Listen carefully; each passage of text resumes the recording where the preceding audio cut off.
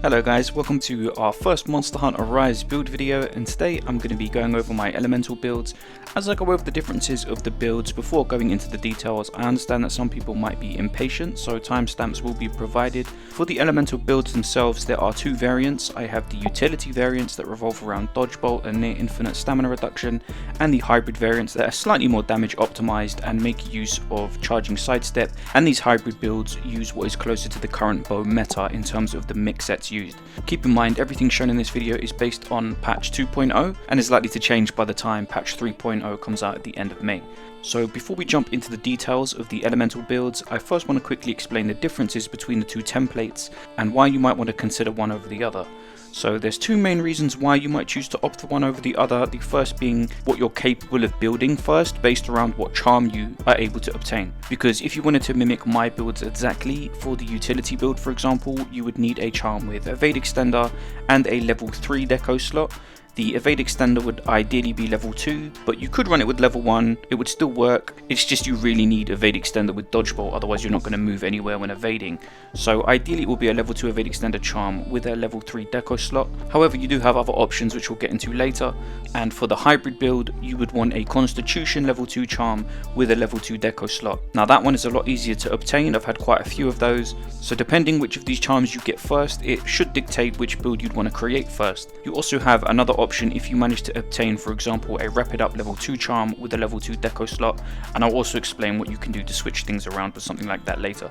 The second deciding factor will be the playstyle, so you're either going to prefer dodge bolt or you're going to prefer charging sidestep. If you prefer dodge bolt, then I recommend the utility build, because trying to fit evade extender into a build that already has Wex, rapid up, constitution 4, stamina surge 3, with the current limitation of having to use the mighty bow feather helm, is practically impossible without a god charm. So I'll also say at this point that every single one of my elemental builds is running rapid rampage bows since update 2.0. Now that isn't to say that the rampage bow is the best bow for every element in every situation. You know, something like the Kadachi thunderbow might have the edge depending on specific monsters' elemental hit zones, and something like the Anjanath bow is going to offer you more utility due to the deco slots, and things like having really high raw but low element and negative affinity means that in terms of overall DPS, the benefits of any bow over rampage when it comes to elemental builds is so marginal that this is the simplest route to go down, where you just use rampage for everything, because you essentially have the same build, you just swap decorations and the bows themselves.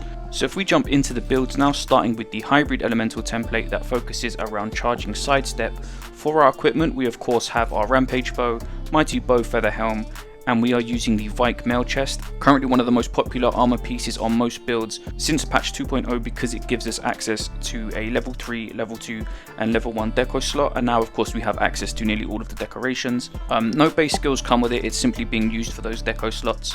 Next we have the Vike braces for the level 2 of rapid up that it comes with, and 2 level 1 deco slots. If you were to obtain a charm with level 2 rapid up, this would be the piece that you would replace in exchange for something like the Rachna Kadaki braces, which would refund you those 2 points of constitution, as well as refunding you a point of stamina surge that we currently have in a deco slot. The next piece we're using is similar to the Vike chest, it is the chrome metal coil for the level 3, level 2 and level 1 deco slots with no base skills attached. We then have the Rachna greaves, which are giving us level 2 constitution and level 2 stamina surge with a level 1 deco slot. On this template I'm running the demon petalus because it offers the most damage, but this is of course personal preference. And then lastly, as we've already spoken about, I have a charm with level 2 constitution and a level 2 deco slot, which is the minimum requirement, but my charm has the bonuses of an extra level 1 deco slot, which I'm using for a flinch free decoration when playing in multiplayer.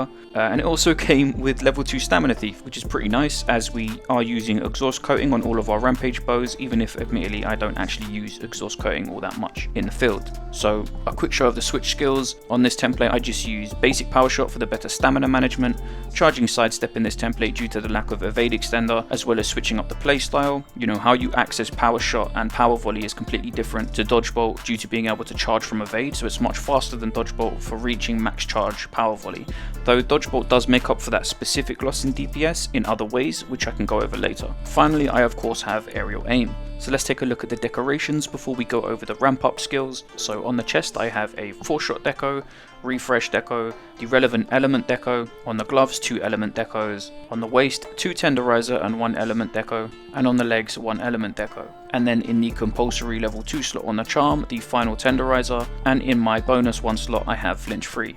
For the Rampage bow, both the hybrid and utility variants are the exact same, except for one thing, which I'll get to shortly. First, elemental boost versus attack boost. They're pretty much the same across the board. One will be better than the other in very specific cases, but even then those differences are practically negligible. I use elemental boost, but whichever, it really makes no practical difference. In the second slot, you choose your chosen element. In the third slot, you want rapid. Now for your main coating. Although this is really my opinion rather than based on cemented fact, what you choose here should really depend on whether or not you're using dodgebolt. On this template we're not, so we're going to be using power coating because we're at slightly more distance playing inside critical range, and if you were to be using dodgebolt I would personally recommend using close range plus, as you'll be spending the majority of the time in shotgun distance, making use of the melee attacks on evades as well as counter firing from the parry, which puts you in point blank range. But that's just my opinion. Some people still prefer to play at medium range even with dodgebolt, so take power coating if you're one of those types of players. Now most importantly, always take exhaust coating as your secondary coating, not so much for the coating itself, but taking this coating will automatically increase the base roll of the weapon. And sure, having utility coatings is nice, but I don't think they're as nice as optimizing your main form of damage outside of running a pure utility focused setup designed for those status coatings.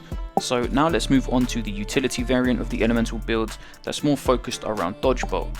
It's similar to the other variant. We have our Rampage bow, Mighty Bow Feather, Vike chest, but now we're using the Arachno arm guards for the level 2 constitution, level 1 stamina surge, and a level 1 deco slot.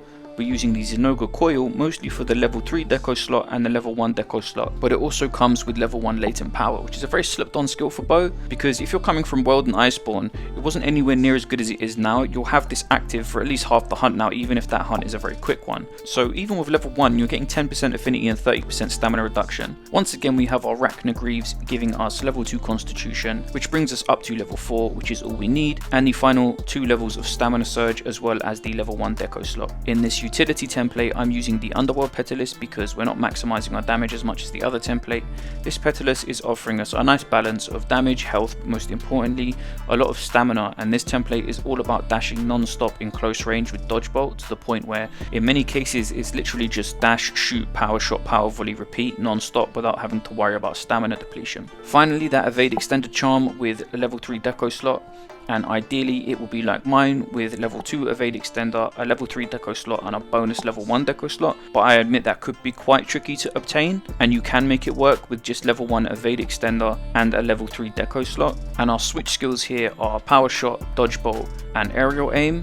Though if you were to use absolute power shot, this would be the build to do it on, though I tend to only use it on very specific maps, typically ones that give you the spirit bird that caps out your health and stamina bar. And for the decorations on the chest piece, we have 4-shot, jumping jewel to max out evade extender, and an element jewel. Now if you're playing in multiplayer, swap this jumping jewel out for a flinch free deco because you'll do just fine with level 2 evade extender. In fact, some people even prefer level 2 to level 3 because for them level 3 is a little bit too floaty. In some cases it might make it harder for you to aim if you're zipping so far side to side, whereas in multiplayer with dodgeball playing in shotgun range, you're probably going to want flinch free. The only issue is if you don't have the bonus level 1 slot on your charm like I do, you're going to have to sacrifice that flinch free as well in order to place your final element deco, but I'll show you that when we get to the charm. So on the arms, we have our element deco, on the waist 4-shot and an element deco, on the legs an element deco, and finally on the charm, in your mandatory level 3 slot, the final 4-shot jewel to max out rapid up, and in the bonus slot if you have it, your last elemental deco. Let's say you don't have this bonus level 1 slot, you're simply going to be putting this final element deco in place of something else, which will be your evade extender / flinch free deco, which is unfortunate, but because charms are so RNG based, whilst you'll lose out mimicking this build exactly, if you don't have the exact charm that I do, you might find a better charm that has different stats entirely that allows you to swap out a completely different piece of armor. For example, if you were to have rapid up level 2 charm with a level 2 deco slot slot, then you're golden, because you'll be able to just get rid of this waste piece and you can stick something else in, like the Nagakuga waste, or something with lots of slots like the chrome metal coil, and you'll be able to fit everything in that I have and potentially even more. So it really all just comes down to what charms we have, and then we tweak the build around that. So regarding your stamina, there are various things you're going to be aiming for in order to maximize reduction to your depletion. So you should have Constitution level 4 and ideally Stamina Surge level 3 for max regen, Constitution level 4 with the food skill Dango Fighter, which is going to bring you to your soft cap for stamina depletion reduction, which I believe is 50%, and then from there you have further options towards that 75% depletion reduction via dash juice, environmental buffs, the Palico skill Go Fight Win, or having a hunting horn user who can play stamina songs. Now I'll go over the Palico in more detail in just a minute, but first I want to show you the two food menus that I use. So basically, if I'm host or I'm playing solo, I tend to use this combination of Dango Booster, Dango Fighter and Dango Weakener. But if I'm playing in multiplayer or specifically joining quests late where Weakener will be completely useless, then I'll run Dango Marksman instead. So for the Palico, as a bow user, you definitely want to hire a Palico with the Go Fight Win skill, which as mentioned contributes that 75% max stamina depletion reduction. And on pretty much any build in the game, you'll want your Palico to also have Power Drum. Most people will be running this on a Gathering Palico for Pilfer, so literally just go to the Buddy Scouter, scout Gathering Palicos, and between quests, look for Palicos that have a combination of Go Fight Win and Power Drum. And if you're interested, I do also have two Elemental Pierce builds that I use on very specific monsters, one of which is the newly upgraded Rachna bow. If you want a quick glance at that, it's pretty much the same armor setup as the hybrid build, but using Duratodus arms. At the moment, I'll only use this on Chameleos, firing up the tail, and I also have an Ice Pierce setup with the Kushala bow that I mostly only use on Diablos. Also exactly the same as the hybrid build mix set, only using the Duratodus arms and the Kushala bow, and ramped up for Kushala Deora Soul, which is actually very good. It's a consistent 30% affinity increase as long as you're attacking. Obviously the only downside being that all of these Elder Dragon weapons are a lower rarity than they should be at the moment, so I'll go more in depth with these Pierce builds once we get a patch that lets us either go up a tier on the Elder Dragon bows or gives us more flexibility on the builds, like letting us slot in Bow Charge Plus without having to use the Mighty Bow Feather. Because if we take a look at my regular Pierce build, it has everything I want, but it's lacking attack boost, which is actually really important for Pierce builds, so I hate having to drop stamina utility for that damage. So at the moment I'm not really comfortable recommending it, which is why I'm not going into detail with these Pierce builds yet, though it does put in a lot of work on Nawa, so I do still use it for that. But yeah, in terms of Elemental Bow, that's pretty much it for this video. I'm planning on showing my builds for multiple other weapons, as well as advanced tips and techniques for those weapons. If you have Instagram, I highly recommend you follow me there at Xenoswarm, because I'm uploading builds and montages there daily. You know, these YouTube videos take a lot longer to make, whereas the Instagram content I can just make and upload in an hour. So in the meantime, you're also welcome to join our Discord if you're looking for people to play with, or simply have any questions. The people in there will be more than happy to help, and links will be provided to that in the description and pinned comment.